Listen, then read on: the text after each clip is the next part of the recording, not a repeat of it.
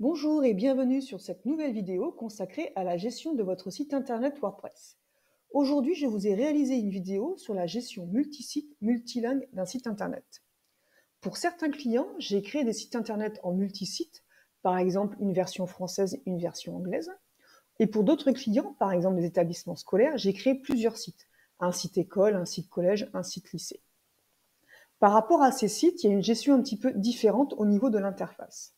Si on prend l'exemple de ce client qui possède à la fois un site en français, et à ce niveau-là, on peut changer de langue. Donc, par exemple, ici, vous avez la version française, et ici, si je clique, vous avez la version anglaise. Pour pouvoir gérer ces sites, sur le tableau de bord, donc l'interface de gestion, on a un nouvel onglet qui est apparu, qui s'appelle tout simplement ici « Mes sites » et qui vous permet de choisir la version sur laquelle vous voulez travailler, modifier, ajouter des articles, etc. Par exemple, si je clique sur « Mes sites », ici vous avez la version française et ici la version anglaise. Si je souhaite travailler sur la version anglaise, je clique sur « Tableau de bord ». Et pour savoir si je suis bien sur la bonne version, vous voyez qu'ici, j'ai bien la version anglaise, version EN. En général, la version française, vous avez le nom du site en haut, et la version anglaise, c'est marqué version EN. Ça me permet d'accéder au tableau de bord de la version EN et de modifier ce qui appartient à la version anglaise, c'est-à-dire la page d'accueil de la version anglaise, les pages, les articles, etc.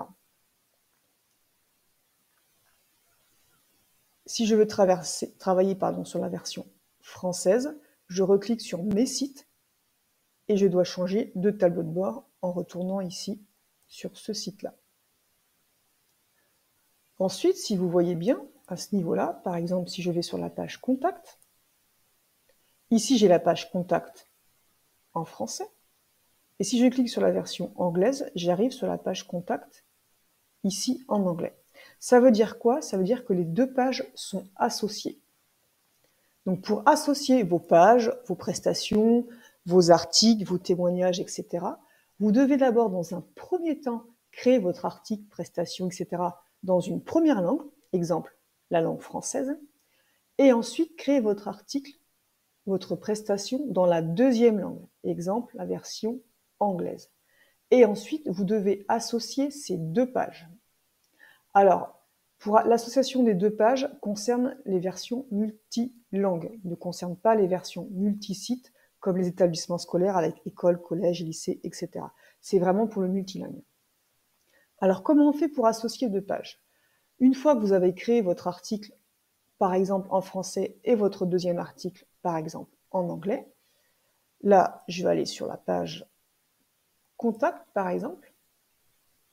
Vous avez un bloc ici, en haut à droite, qui s'appelle Multisite Language Switcher, qui vous permet tout simplement d'associer les deux pages. Pour associer les deux pages, vous devez tout simplement cliquer dessus et choisir quelle est la version, donc là, en l'occurrence, quelle est la version de la page Contact qui est en anglais.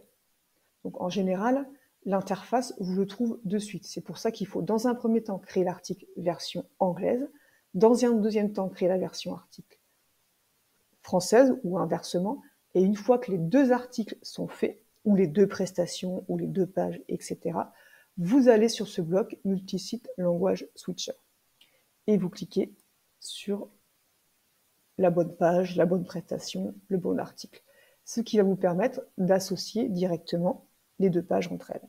Et vous cliquez ici sur le bouton Mettre à jour. Ce qui vous permettra bien sûr de pouvoir tout simplement switcher d'une version française anglaise à l'autre. Si vous ne faites pas ça, si vous ne mettez pas l'association via ce blog Multisite Language Switcher, le bouton à ce niveau-là, tout simplement, ne fonctionnera pas. Voilà pour cette courte vidéo sur la gestion d'un site multisite multilingue. J'espère que cette vidéo vous a plu.